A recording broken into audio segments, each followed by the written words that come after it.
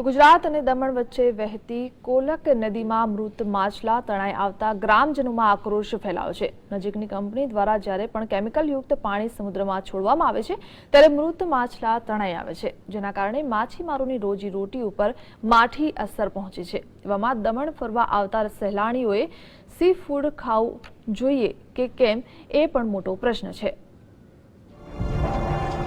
ગુજરાત અને દમણ વચ્ચે વહેતી કોલક નદી મૃત માછલાઓથી ઉભરાઈ જતા સ્થાનિકોમાં આક્રોશ છે।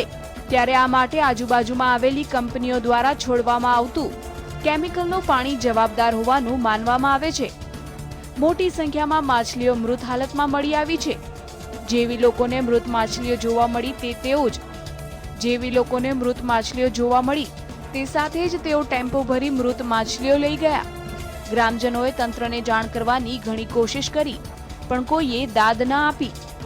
જીપીસીબીએ પણ દાદ ન આપી અને ઉપરથી લોકોને ચૂપ રહેવા માટે કહ્યું હતું। કંપની દ્વારા છોડવામાં આવેલા કેમિકલને પગલે માછીમારોની મૂળભૂત રોજીરોટી છીનવાઈ રહી છે। માછીમારી કરી જીવન ચલાવતા માછીમારોને ભૂખે મરવાનો વારો આવે તેવી પરિસ્થિતિ નિર્માણ પામી છે।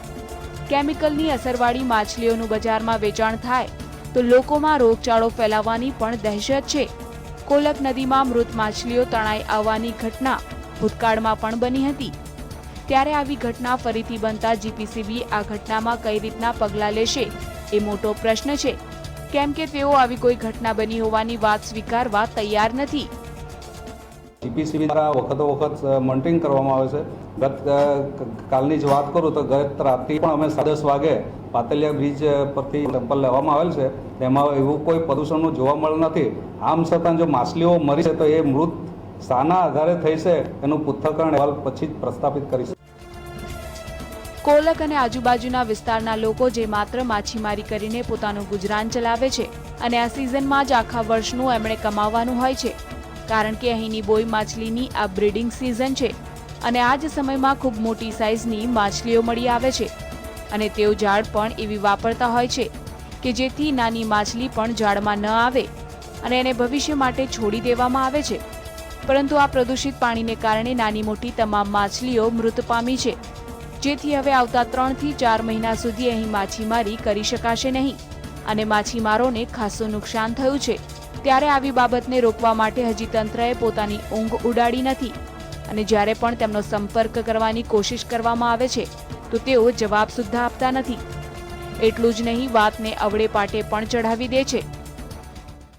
લોકો આવે છે ફોર્માલિટી માટે, ચેકઅપ સેમ્પલ લઈ જાય છે અહીંયાથી અને બીજા દિવસે સેમ પ્રોબ્લેમ, પરિણામ કંઈ નથી આવતું। સેમ પ્રોબ્લેમ છેલ્લા 25 થી 30 વર્ષથી સેમ પ્રોબ્લેમ છે। એટલાને બધા વીણી લઈને વેચવા માટે સુરત, વલસાડ, વાપી ટેમ્પો ભરીને ગયા। એ બધા પોલ્યુશન વાળા માછલા, હવે એ આરોગ્ય માટે કેટલા નુકસાનકારક, એ બધા વેચાઈ ગયા છે। એકદમ કેમિકલ પાણી એટલે વ્હાઈટ પાણી, કાળું પાણી હોય ને તો અમને ખબર બી પડે કે આ પાણી કાઢ્યું છે કેમિકલનું। એકદમ વ્હાઈટ પાણી, એકદમ ઝેરી પાણી કાઢે એટલે બધી મચ્છી સાફ। હવે ગરીબ માણસ શું કરવાના? 25 રૂપિયાની 30 રૂપિયાની લેવટા પકડીને પોઈરાનું પસંદ કરતા હોય તો 25 રૂપિયા 10 રૂપિયા બી નથી મળતા એમાં મને।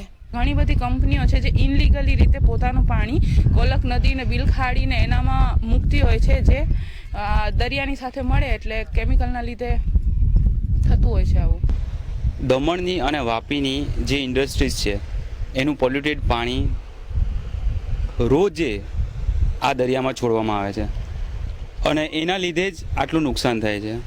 ગવર્મેન્ટ આના અગેન્સ્ટ કોઈ કાર્યવાહી કરતી નથી। તો બીજી તરફ સમુદ્ર કાંઠે આવેલા દમણમાં વેકેશનમાં હજારો પ્રવાસીઓ આવી રહી છે। વેકેશન માટે હજારો પ્રવાસીઓ આવી રહ્યા છે અને અહીંનું સી ફૂડ ખૂબ વખણાતું હોય એવા સમયે આવી ઘટનાથી આ વિસ્તારમાં સી ફૂડ ખાવું કે નહીં એ પણ એક પ્રશ્ન ઊભો થાય છે। 5 દિવસમાં આ દરિયો ફરી પાછી આ બધી જ વસ્તુને એની તરફ લઈ જશે અને સ્થિતિ પાછી નોર્મલ થશે, પણ વારે તહેવારે જે સ્થિતિ બગડે છે એનાથી ગ્રામજનોને ખૂબ મોટું નુકસાન થઈ રહ્યું છે। બ્રિજેશ શાહ, GSTV, વલસાડ।